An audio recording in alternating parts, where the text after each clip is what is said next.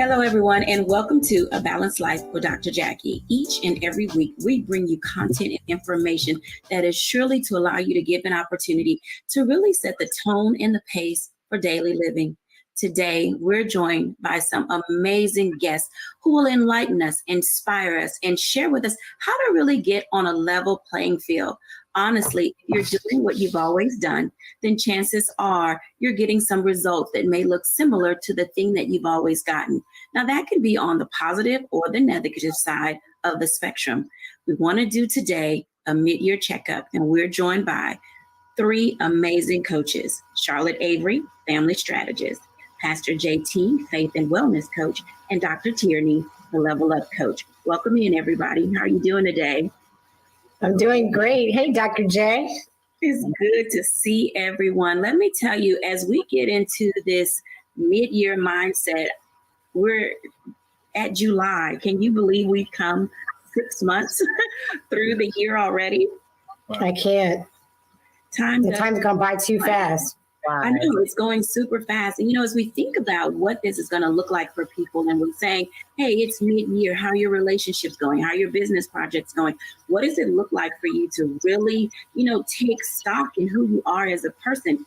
This can really trip a lot of people up. And I want to start with Pastor JT today because, oftentimes we use faith as a way to help us balance and figure out how we're feeling spiritually and emotionally. And, we're moving through these various stages of growth and development. So Pastor JT, when you think about how you help people and how we can get set, what are some of the things that you see are important that people should have in their toolkit? So let's talk a little bit about toolkits. Okay. Well, thanks for having me, Dr. J, and glad to be on. One of the things that I think that is extremely important to have in your toolkit is always have your goals readily available. to make sure that you're moving in the right direction. Oftentimes we confuse movement with progress, and a lot of people are moving. As we have just said, time is moving, and a lot of people are busy as we're kind of getting back into integrating in what we believe is reality. But many of us are not seeing the progress that we really want to see, is because I believe that many of us operate without having our goals in front of us. And having your goals in front of you give you an opportunity to make real-time adjustments. As you mentioned, us being in July, if I could liken this to sports, think about halftime, football, basketball. Even if you happen to be losing going into halftime, the best coach, the best players make halftime adjustments to be able to come out in the second half and win. But if you are just there for the fun of the game and you're not there looking for the win, you'll just be happy just to be in the building and then wait for December 31st and then say, new year, new me. That's a powerful statement. I'm sure that we can all agree that, we're in that space where we're looking at trying to make these halftime adjustments. Charlotte, Avery, what are some of the things that you believe should be in our toolkit? So I think a good detox should be in our toolkit. I think that, being in the midpoint of the year, I think that we've seen some things and learned some things in these past 6 months. And there might be some things that we need to detox from and let go of, whether it's social media, whether it's people, places, and things, and just really detoxing from those things that are not serving us, that are not helping us to grow, that are not lending itself to our own success. And so I think a good detox is really, really important. A good detox. I could probably use one of those right now. I can say I tried to do better in my eating, in my walking. I tried to do better with the type of people that were in my space. And oftentimes it's hard to release yourself from those things that are comfortable and that are familiar. Dr. Tierney, when you think about how we engage with each other, what are some of the things that we do need in our toolkit as we prepare this next 6-month foundation? Absolutely. Absolutely. Thank you so much for having me on, as always, Dr. Jacquie. So the thing that I say we need in our toolkit is a deeper understanding of self. Specifically, we need to have a deeper understanding of what is our comfort zone and what are our fears. Oftentimes when we are, as Pastor JT said, we're kind of in the game and, we're going with emotion. Life comes at us fast. And so oftentimes we'll react out of that place that how we've always reacted or responded and shown up, and we won't realize that we're really in our comfort zone. And our comfort zone, the boundaries of our comfort zone usually is our fear. What are we afraid of? What are the things that we are, kind of timid to step out into? We're not really taking those calculated risks that could really get us to our end goals and help us to win the game, so to speak, or get to that next level, because we're really afraid of it and we're playing in our comfort zone. But the thing is, nothing grows in the comfort zone. Success doesn't bloom in the comfort zone, but we won't often know that we're in the comfort zone because we haven't just really done a deep evaluation of us. How are we showing up? Where are we right now? What do we need in this new season? Answering the question, what do I want to be when I grow up? And so making sure that we have that deep understanding of self will dictate how we then show up in the second half of the game. The second half of the game for a lot of us is extremely important. And I want to unpack that just a little bit, because as each of you were talking, the phrase that we hear a lot is faith over fear. Go anyway, do it anyhow, no matter what's going on with you emotionally, socially, spiritually, financially, or physically. We always say, just show up. Charlotte, why is it important for people to show up for themselves and to show up in the spaces where they really need to be? Oh, that's such a really great question, Dr. Jacquie. One of the reasons why it's important for people to show up for themselves is because, I am of the perception that if I'm not happy, then the people who need me and the people who I serve aren't going to be happy, because they're not really going to get the best of me. And for me, it's important for people to get the best of who we are.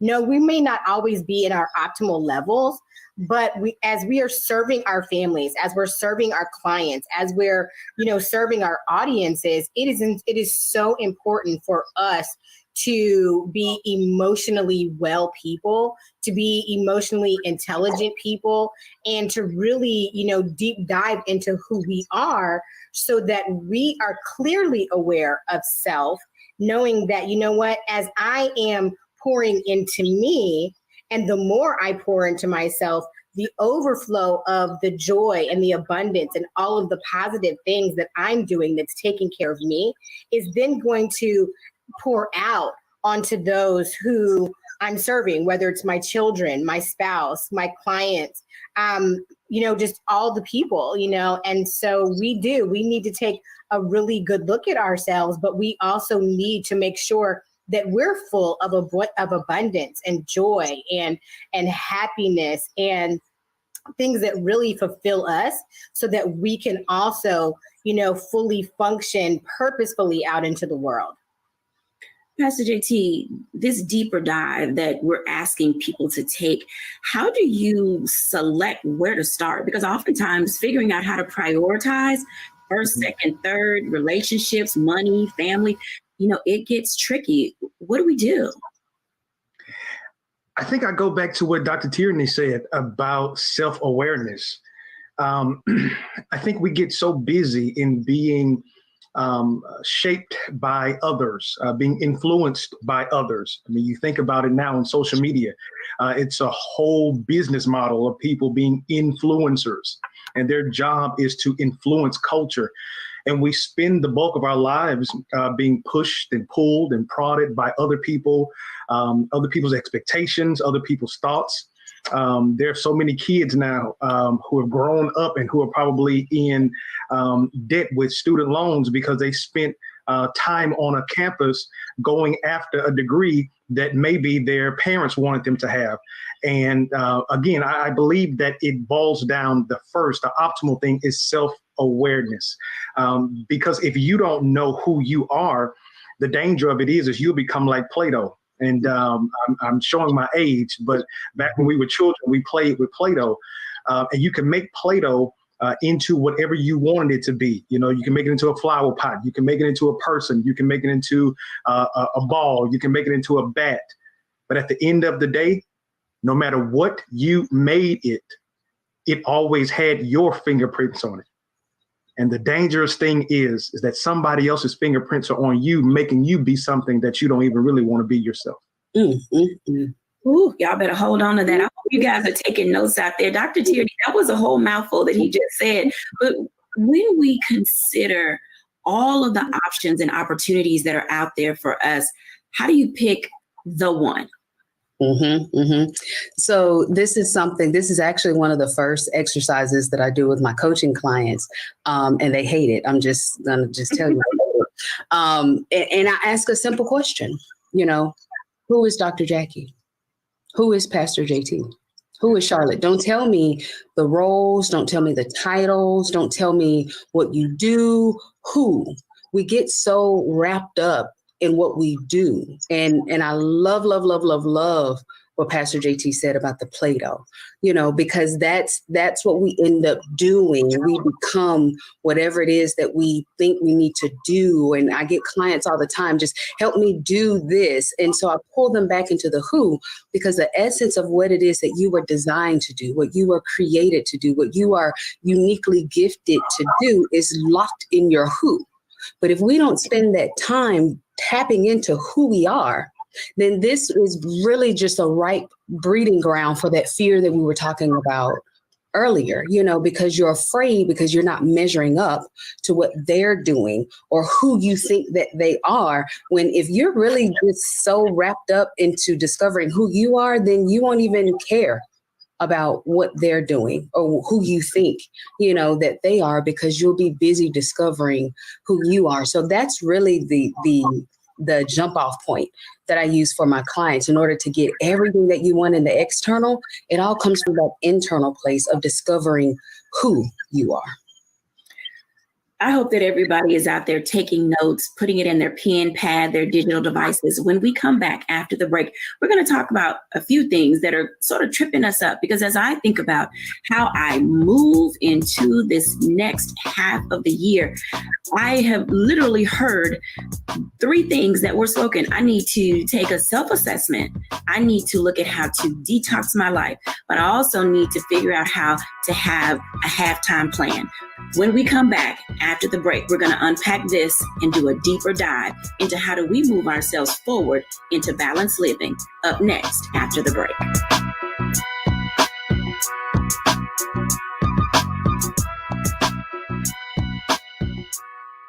Pull up a chair, take your seat. The Black Tape with me, Dr. Greg Carr, here on the Black Star Network. Every week, we'll take a deeper dive into the world we're living in. Join the conversation only on the Black Star Network.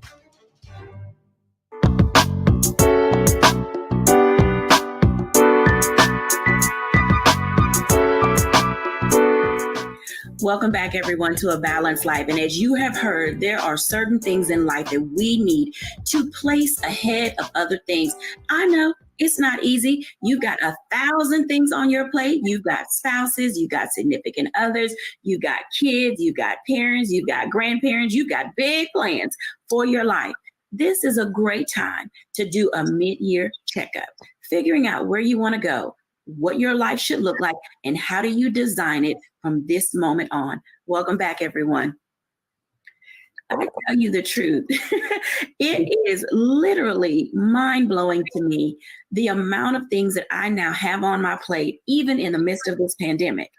For some reason, I thought that my next new normal would be a little bit lighter, but that has not turned out to be the case. Charlotte, as you are looking at your priorities and you're balancing out your family, you got a kiddo headed to college. How are you managing and mastering your emotions? Because oftentimes we can't make some decisions because our emotions are so grand that they keep us from having a starting point. Well, I have to tell you, this season of my life is so transitional because, not only is my son going to college, but, I have a daughter who's going into high school, and I have a son who's going into middle school. And you know what? I have been trying to find my own time to really process what this next season of life looks like. And so for me, I'm always trying to just steal away moments so that I can really deal with my own emotions, especially about my firstborn going to college. That's a huge deal. And for me, it's like, oh my gosh, I'm looking at baby pictures and I'm just looking at all the things and trying to make sure I'm spending quality moments with him. Not that I hadn't done it before, but I'm just like, wow, in a sneeze, he's going to be gone. And so for me, I'm just, I give myself permission, to deal with my happy places. And I give myself permission to kind of deal with my sad places, what it's going to be like with him not being here and all of his crazy foolishness and, all the things. And then, my daughter getting ready to go to high school, and then, one getting ready to go into middle school. And it's a lot for me. I will be very honest. It's a lot for me to process. And so I just give myself permission, if I have moments when I'm in the shower and I just want to cry, because for me, the shower is a good place to cry. I just take moments to do that. And I just say, what, this is my reality. This is where we're going. And I just try to take a good inventory of where I am in my emotions. And sometimes if I have moments of where I feel like I'm acting out, why am I doing that? Am I doing it because I'm tired? Am I doing it because I'm feeling sad? And, just all the different things. And so I just really try to be honest, really bluntly honest about how I feel and where I am in this season of life, to be true to my feelings so that I can, so in being true to my own feelings, I can also be true to those around me and sharing my feelings. Because if I don't know where I am, then they can't help me to process the next season of my life. Because in our family, it's not even just the next season of my life, it's the next season of our lives. So let me ask you another question, because as a mom of 7, a wife, an amazing family strategist. Something that you were saying made me think of a term called good grief. And I think that sometimes people don't really know how to assign good grief to the happy times. With you having 7 kids and each of them is going to a different grade level, you do have good grief. It's the joy and the pain of them going up the ladder. Can you share for our audience how to process good grief? So, I think for me, in an effort to process it, is really being able to feel it. You have to be able to know where your feelings are. You have to be able to be true to say, you know what, this is happening. Like, I can't change the fact that these people are growing up in my life, right? I mean, I birthed all of them and that's wonderful, but I can't change the fact that they're no longer babies. But what I can do is rejoice in who they are and who they are becoming in every stage and every level of their lives. And when I look at good grief, I'm just like, oh my gosh, my kids are growing up. And then I get a spark and I'm like, but look who these amazing people are that have been gifted to me for, 18 years or longer or whatever. And so for me, I have my moments and I'm like, oh gosh, but then I'm like, but goodness, this is like really amazing. Like, I look at Lim and I'm just like, man, I saw this little picture of him with his little hat on and everything. And then I see him in his cap and gown and I'm just like, oh, I miss these moments, because I believe that as parents, we do have moments when we're like, oh, I miss when they were so small and I miss when they're so adorable. And now my adorable small people are now these handsome, intelligent, beautiful people who are just moving out into the world. And so, yeah, there are those moments of, oh man, I wish I could go back. But then it's also the joy in knowing, who they are becoming and who they are, knowing that, you know what? I've made right choices and wise decisions with my children for them to be exactly who they are. And that's what I've been called to do, is to train them up in the way that they should go, and to see that they're actually doing that. It is sad sometimes, but then it's like really rewarding also. So it's being able to see the reward even in the grief. Thank you for sharing that information, as so many parents are getting ready to have their children go to different ages and stages of growth and development. I want to ask this question to Dr. Tierney, because as a Level Up life coach, you're constantly pushing people to see greater, to see better, to look at the brighter side of things. Dr. Tierney, in helping people discover how to level up in this mid-year checkup, what are some of the things that you say people should just leave in the past? Because I know a lot of us tried to bring some pre-pandemic living into this new normal that we're having, and it's not working at all. Oh, that's a good one. That's a real good one. So I'm going to answer that question from a 5,000 foot level, because what I need to leave in the past is not what you need to leave in the past. It's not what she needs to leave. It's not what he needs to leave. So I think the answer more so is how do we identify what it is that we need to leave individually, And I want to go back to something that Charlotte Avery said, being able to feel it. Often we don't give ourselves that moment to actually feel what it is. We run past it. Y'all, I know I got time for that. I got to get to work. I got to get the kids out the door. So we don't allow ourselves to sit and say, wait a minute, where am I right now? What am I feeling right now? And not allowing our feelings to become the drivers. Think of our feelings and our emotions like the indicators in your car. So just like the light will come on to say, okay, your engine is running hot, or your tires are low, or, your gas is getting on empty. Our emotions are those indicators that tell us, hey, your temperament is running a little hot, or your energy levels are a little low, right now, or you're kind of running on empty and you need a little self-care to refuel and revive, you. So when we take that moment to check in with ourselves, see where our emotions are, what are they telling us, then we're better able to see, okay, what is it that's no longer serving me in this season? something that might have served you in the past season, in the last season to get through the pandemic, a real practical one. I thought those cookies were serving me in the last season because they was just calming my nerves. But now I'm in this season and it's like, sugar, they are not serving you. You need to leave them cookies in the last season, But it could be things like comparison. It could be things like self-doubt. It could be things like procrastination or any other self-sabotaging behaviors that we might have picked up, during the pandemic or during the lockdown, because they served us in that moment. They were a little comforting, they helped us. It might be just the amount of time we spend on social media. It might be the amount of time we spend watching YouTube, or it could be anything.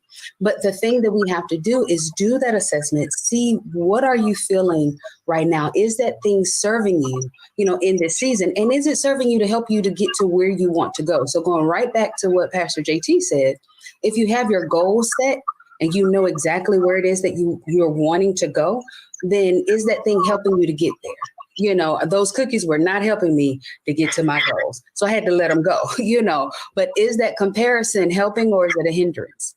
That's how you can tell what it is that you need to leave in this season so that you can make it, to your next level and succeed. Discovering how to be a success in life, it looks in a lot of different ways for a bunch of different people, because we are consistently making changes and making strides toward those goals that we want to attain. Now, I have to say, I'm a person of faith, and it is the prism of my faith by which I make a lot of my decisions. And so this question that I have of Pastor JT is going to sound a little strange for some people, but as a faith-filled person, I am still triggered by a lot of things, and I am annoyed by many things, people, places, and things. And I do have to check myself so that I don't fall out of the character for which my purpose was created. So Pastor JT, my question for you today, as we're talking about this mid-year checkup, do you find value in people being able to weigh their faith and how they interact and engage with other people in their relationship with God as an indicator to how they're doing? Yes, I definitely believe it to be a great indicator. Kind of going back to what Dr. Tierney said and what Charlotte said, I think even as it relates to our faith, sometimes we miss the fact that we are human beings. We kind of get so caught up in doing that we have transformed into human doings. Now, that sounds crazy, but that's typically who we are. We're not human beings. And the operative word in beings is be. Mm-hmm. Oftentimes, I believe that we are forced to be a lot of things for a lot of people, and we miss being what we need to be for ourselves.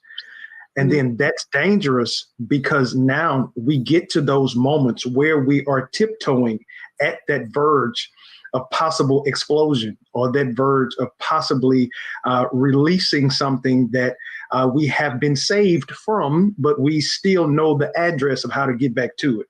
But I think that if we kind of look at our faith, am I praying as I once did?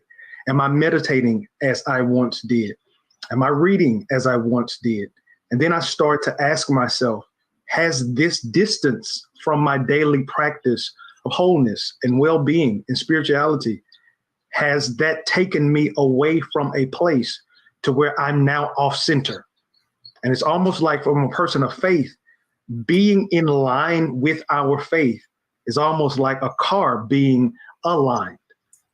The moment that that car gets out of alignment, it starts to pull in the opposite direction. And so when you feel that pull, where you are being pulled in directions, where you're responding in a way that you wouldn't have responded when you are now more emotional than you would have been in the past, you have to ask yourself, really, what in the world is causing me to gravitate to this? And the very answer may be, I'm out of alignment, and I may need to do a spiritual checkup and get back to my square. Being out of alignment. I want to ask each of our guests if they would give, as we go into our next break, some closing thoughts about this particular segment, because sometimes it's really difficult to find your center. Some of us, it takes longer than others, and some of you still haven't found it. And I'm hoping that as we're talking today and discussing these things, it gives you an opportunity and a space to be able to say, I can do this. I can balance my life. But you have to be willing to take the reins in your own life. You can no longer allow other people just to lead you here and there and doing whatever. You have to have a stake in the game. Charlotte Avery. So I love everything that I'm hearing, because one thing for me, what I keep hearing is going back to self, and going back and taking a really good inventory of you. And going back to self is not being selfish at all, but it's making sure that, you know what, when you're checking in with you, that, you know, and you're in a good place and you're taking an inventory of self, then, you know, you can now be, you know, more available emotionally, and, you know, with your time, your talents, and your gifts for all those around you. And so, you know, I feel like in our conversation, it really is going back to self-awareness, to self-prioritization. Because honestly, I feel that if I'm not taking care of myself and doing what I'm supposed to do for me, then I am being selfish and not being self-serving to others. Dr. Tierney. So in thinking about balance, the way that I coach my clients to find their optimal balance, I divvy it up across what I call the big six. And so these are the 6 key areas of your life. That's professional, relational, emotional, spiritual, financial, and wellness. And so when we are doing an assessment, because balance is not something that we can just set it and forget it, you know, because life keeps changing, our balance is going to constantly kind of shift, you know, and so as long as we're keeping an eye on those big 6 areas, which basically encompass all of the areas of our lives, then we're able to really find what it is that we need to tap into. In some seasons, you might be amping out on professional and you might be ignoring your spiritual, or you might be in church every time the church door is open, but you are not tapping into that emotional, you know, or relational piece of you. So looking at the big 6 and really assessing, okay, where am I? What do I need in this season? And then bringing your balance in that way. And if you need help, just call me. We get that balance together. She'll level y'all up, everybody. Make sure you check out drtierney.com. She will definitely level you up. Pastor JT. As I mentioned before, my mom, her fingerprint is all over me, but she was a teacher for 40 years. She's since retired. And one thing, and I always ask questions. I was always inquisitive. Sometimes to my detriment, I asked too many questions at the wrong time. But this day I asked a question because as she took attendance, she never allowed the students to say here. She would force them to say present. And so I asked my mom, I say, Mom, why won't you just accept here? Because she was my teacher in the 4th grade. And she said, because it's dangerous, Jamel. She said that some people are here, but they're not present. And I think that that's one of the things that I would say is needed more than anything, is being present, being in this moment, not running from the moment, but seeing what the moment is attempting to teach you. Sometimes when we feel agitated in the moment, when we feel restless, it's actually a teaching moment. And it's not a moment for flight, but it's a moment for forward progression.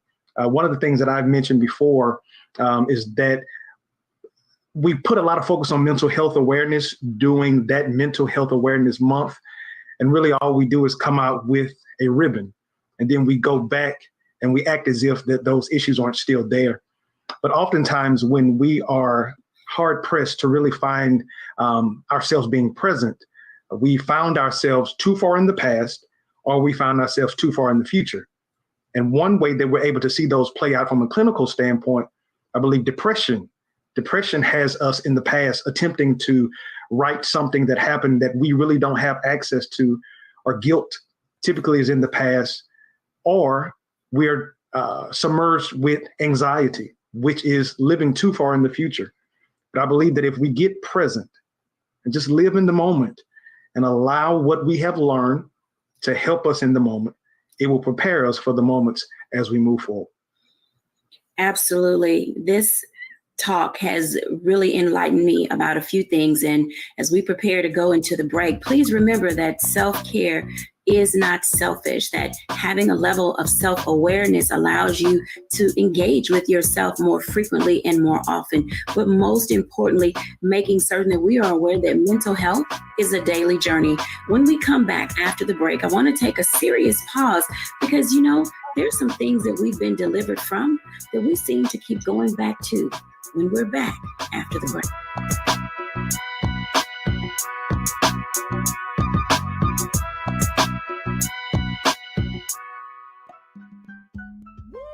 We're all impacted by the culture, whether we know it or not. From politics to music and entertainment, it's a huge part of our lives, and we're going to talk about it every day right here on The Culture with me, Faraji Muhammad, only on the Black Star Network.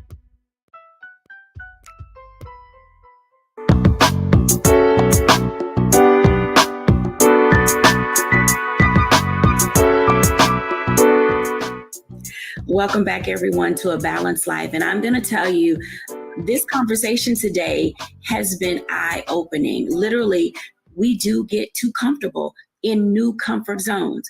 But there are a few of us who keep going back to things that we have been delivered from. And that is, let me tell you, a very dangerous place to be. We've all made continuous strides coming through this pandemic, but yet some of us are still comfortable being in our home. We are even more so isolating because we're fearful of what's outside. We're paying too much attention to the news. We're paying too much attention to social media and not paying enough attention to what our physical, mental, and spiritual selves need. I want to talk to our audience now about some of the dangers of not taking first steps. Welcome back, everyone. It's difficult to figure out how to take a first step. And I want to ask Charlotte Avery a little bit about what should a first step be. Realizing that we've got kids, we've got grandparents, some people have moved people into their homes because we're in a very strange place as a society. But what does a first step look like to finding balance and mental levity? First steps for me are really looking at priorities and really looking at, what are the things that are really, really significantly important, not the things that are keeping me busy. So when I take first steps, I look at all of the things that are going on. And for me, whenever I'm starting to feel just really overwhelmed or whatever, that's always a sign for me that I need to first take a step back and take a look at everything that's happening around me. And then I need to say, what is it that I need to eliminate that's going to take away my overwhelm? So usually for me, overwhelm is a sign that I need to take a first step in eliminating something. And I have to tell you, just with the busyness of my life, being a wife and a mom of 7 kids and doing all the things that I do, usually when I'm taking first steps, it always has to do with the elimination of something, because I always find that when I eliminate something that is not serving me or serving my family, then I'm able to move and feel differently, right? And so I'll give you, for instance, our family is really, really busy and our kids are always doing activities and things of that nature. Well, one thing the pandemic taught me and showed me and our family is the fact that, we don't have to be so busy in doing things. It really helped us to reevaluate, are we going to continue doing these things? Are we going to take a step back and say, no, I'm not doing this? So for me, first steps it usually comes from my level of overwhelm. And then I usually start crushing that overwhelm with elimination of things. Yeah, trying to prioritize what to eliminate is one of the big areas that often trips me up, because I recognize for myself, and audience, you may identify with this as well, is when I have to think about it too much, when I have to try to shuffle too many things around in order to make a thing happen, that typically means I shouldn't be trying to do it because it's not going to fit. It's just going to make me feel stressed. And I have literally worked very hard to live a stress, not less as in not having it, but a stress lessening life in a sense of not being able to consistently have a lot of stress going on around me. Pastor JT, when we think about how do we engage with people, and this is from a conflict perspective, because oftentimes we want to do a thing and then other people don't want to do a thing. And then there's a whole blow up thing. How do we balance our relationships and communications with other people so that there's harmony and everyone getting a win-win? That's a good question. But you said a word that I believe is the fuel behind the fire. Emotions. Mm-hmm. I think that at the end of the day, you can have some tough conversations. You can confront an issue without being confrontational. I think that when we start to apply emotions to it, then it begins to fan the flame. And oftentimes, before we know it, we've ended up now talking about something that doesn't even have anything to do with the initial thing. And I think that that's one of the things I always say this, even in relationship coaching. I believe that there's nothing that can't be talked about. No matter, even if there is a marital relationship that comes to an end, while this may not necessarily be the reason that is associated with the divorce, I think that if we really be honest, it's lack of communication. We didn't talk about it. Or when we talked about it, we did not go into the conversation looking for resolution. If we go into it looking for resolution, we may not necessarily come out with everything that we intended for it to be. But if we come in believing that we will come to the table and leave from the table with a new way of doing things, a new perspective, then both of us win. But if one person is just going in wanting to get something off of their chest, then now the other person is left to bear the weight of what was on your chest. And so the only thing that we're doing is just passing weight from one person to the next, and we're not dealing with the real issue. Mm-hmm. Now, something you just said made me think of microaggressions. And you said there's a way to confront without being confrontational, sort of like that backhanded compliment. Oh, my God, this is so amazing. And then you say, it's about time you did something right. I mean, how, Pastor JT, do you deal with those types of undertones in language that continue to fan the flames of discord? Right. And so this is one of the things that I would say, Dr. Jacquie. I believe that the very first thing at the beginning of this, we have to look at the value of the relationship.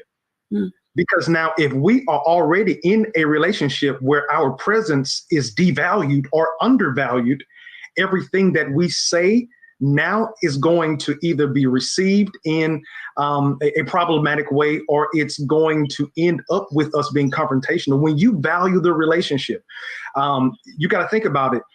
If it's a person I have gotten extremely comfortable with, right, the conversation with them is totally different than the conversation that I would have with Oprah. because I value Oprah, but now the question is, because even from a relationship standpoint, and some of our viewers may be on, I believe that it is a huge slap in the face that you can get more respect, or you can give more respect at your job to your boss than your mate that you share life with. And it kind of goes back to what Dr. Tierney was saying, is that we put so much emphasis in what we are doing that we would protect doing our job rather than being a husband or wife. And we understand that those undertones, I believe that that's the very first thing, because for me, and this is just kind of how I float, but for me, I have already evaluated the relationship, and I only have people in my circle that bring value to my life. So I know when we talk, there is no undertones.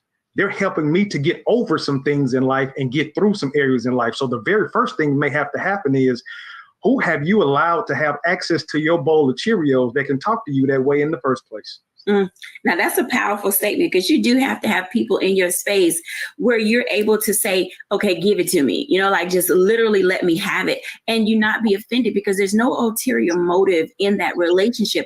I want to pop back to Charlotte Avery for a moment, because at beingcharlotteavery.com, Charlotte has a book entitled Tone of Voice, Tone Down. I know she's going to tell me the real title because I screw it up every time I say it, but that's the part that resonates with me. I need to watch my mouth and my tone. Charlotte Avery, when we're talking about how to have conversations with people without being confrontational, what does that look like when you have so many personalities in all of our spaces? Oh my goodness. So in my book, The 40-Day Tone of Voice, Tone Down, How to Transform Your Relationships One Octave at a Time. I wrote this book because I'm a recovering yeller. Okay. And so, I realized that I had tone of voice issues. I realized that my mouth and my body language was causing damage to the people that I love the most. And I love what Pastor JT said, as far as being able to have better relationships with people outside your home than you do with the people in your home. And that's one thing that in our household, I'm like, no, you're not going to share something with somebody outside of our house that you're going to be selfish with your sibling. Like, you don't get to do that. You don't get to treat people better outside of our home than you do with the people inside of our home. But the reality of it is that, and especially in our house with so many different personalities, our children, everybody in this house, all 9 of us have a different bent, right? And so I know that the way that I may talk to one of my children, I may not be able to talk to another one of my children that way, because it's going to impact them differently.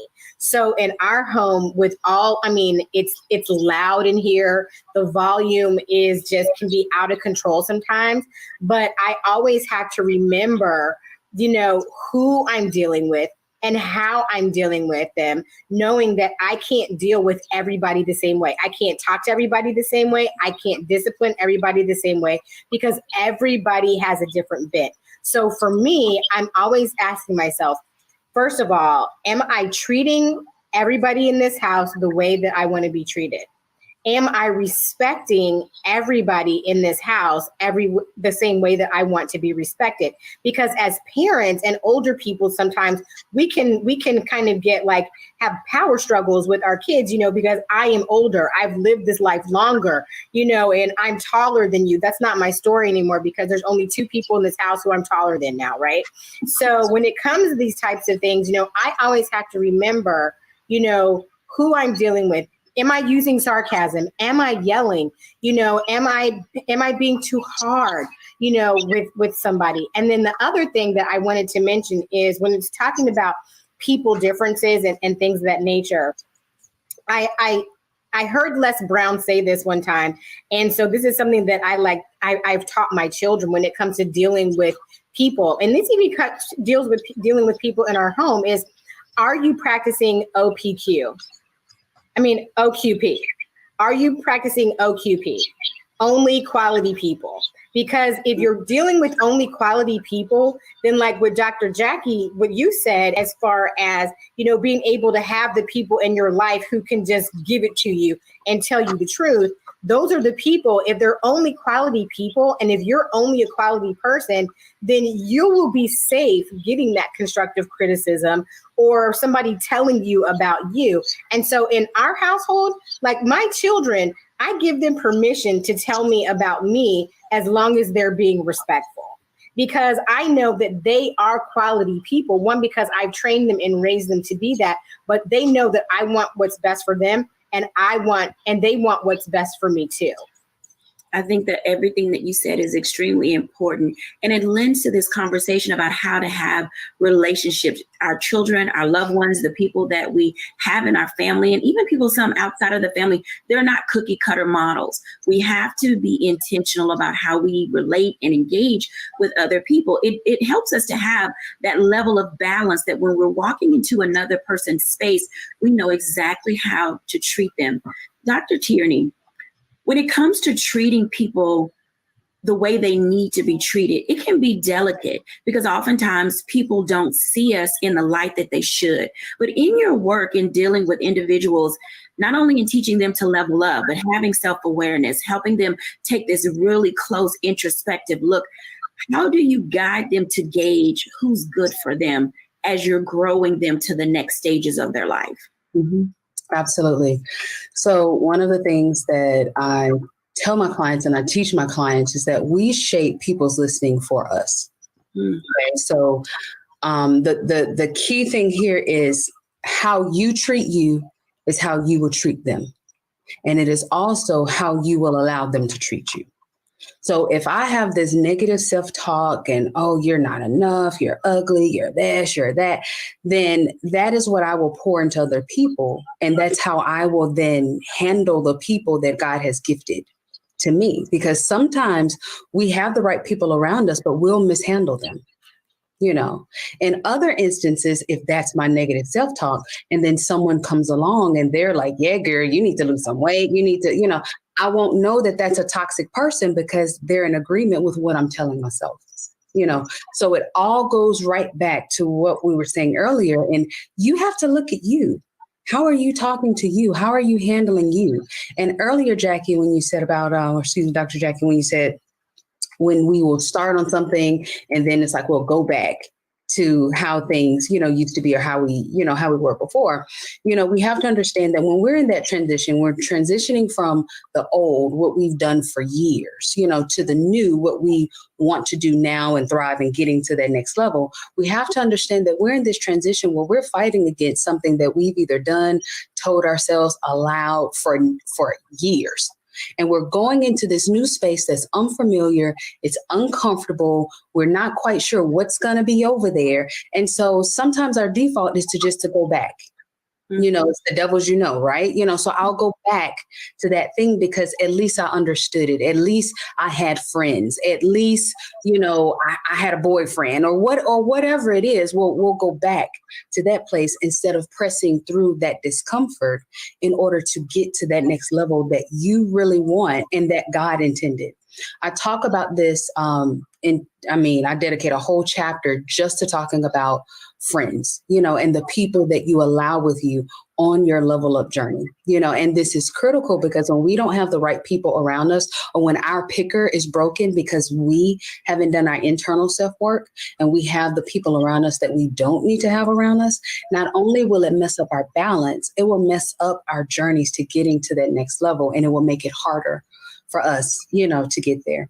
So what I train my clients to do is to think in baby steps. Think baby steps, you know. This is not something that we just, you know, again, going back to the cookies example. We don't just jump up and say, you know what, I'm going to stop eating all cookies, no sugar. I'm going to go to the gym every day for 2 hours. You know, we're not going to be able to sustain that. We're not going to be able to sustain these large, grand, you know, things while we're in this transition. So think baby steps. What's one thing you can do today that will positively impact you tomorrow? What's one thing, you know, okay, I'm no longer going to call myself fat. You know, that's out. I'm not going to do that anymore. In fact, I'm going to call myself beautiful every day. I'm going to listen to that Mary J. Blige song every day and say, good morning, gorgeous, until it gets down in my shanana. You know, that's a baby step, something that we can do to help impact how we see us, how we see the world around us, how we then start to treat the people that God has gifted to us, and how we start to remove those people that are no longer serving us in this new season of where we're going.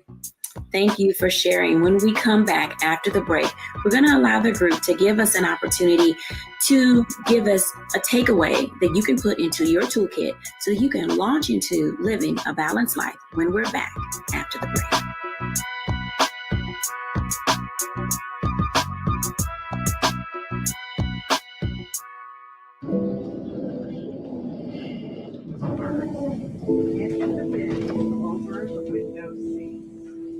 These are the only bins that will accommodate larger overboard.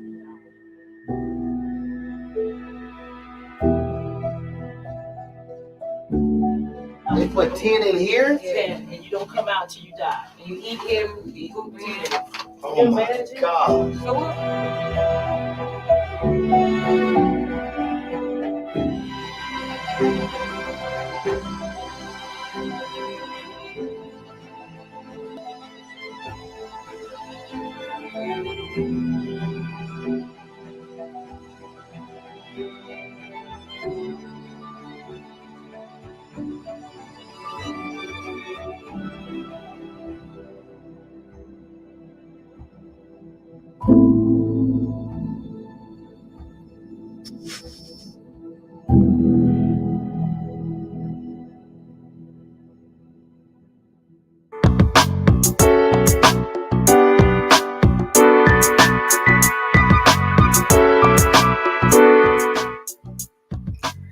Welcome back, everyone, to A Balanced Life. I hope that you were listening. I know that you got some great tips that are in your toolkit so that you can begin to move your life forward. Not everything that we do is about other people. Sometimes we have to step back and put ourselves first. I'm inviting everyone back to give us a takeaway that will allow you to begin to see yourself as the most important person in your life. Charlotte Avery. So for me, in order for me to see myself in my, the most important way is really to make sure that I am making myself a priority. I need to do that. Self-prioritization is everything to me because I am the thermostat. Excuse me. I am the thermostat for my family. And so I'm really the one who sets the temperature in the house. And so I just believe that everybody needs to practice self-prioritization of themselves first, and then be able to take care of everyone else. Dr. Tierney. Who you are is more important than anything that you'll do. So start focusing again on who you are. Who is fill in your name? What are your unique gifts, talents, characteristics, skills, those things that God uniquely gifted you to do? Because that's where you will find what you have been created to do. That's where you would then start to break away from your comfort zone, break away from the fear, break away from the influencers or the things you see on social media, and really tap into who you are. That's where the magic happens. So take that time to really tap into you and really connect with you. Spend that time doing that. Pastor JT. I would say this, and I'm bringing a prop today, but this empty bottle, this is how many of us are living our lives. We're just existing. And we have reduced self-care to just go and get our nails done or a massage. We have to make a point to care for ourselves every day, because you are an amazing vessel that God wants to use in the earth realm to help somebody else become all that they could be. But he's waiting on you to accept the fact that you have been playing it safe. So if you've been sleeping on yourself, it's time to get out of bed and live the best life that God has ever created for you. Thank you for sharing. In my reflection today, I just want to know how you guys are doing. When you watch this episode, I want you to type in the chat, send us a text, reach out to us, and let us know how you're doing on your balanced living self-care journey. I can honestly say that I am taking more time each and every day to do the things that make me happy, that bring me joy. And one of the things that I discovered is you're not going to make me feel guilty. No one is going to make me feel guilty. I'm not going to make myself feel guilty about taking time for me. And perhaps that's the reason why you're not doing for yourself, because you feel bad that you didn't invite so-and-so, or you didn't call a friend, or you didn't, take on a walking buddy, or you decided to go shopping alone or lunch alone, or do whatever it is that you just needed to do for yourself, by yourself. Please don't let anyone make you feel guilty about loving you the way that only you can love yourself. Be well, everyone, and thanks for watching. Bye now.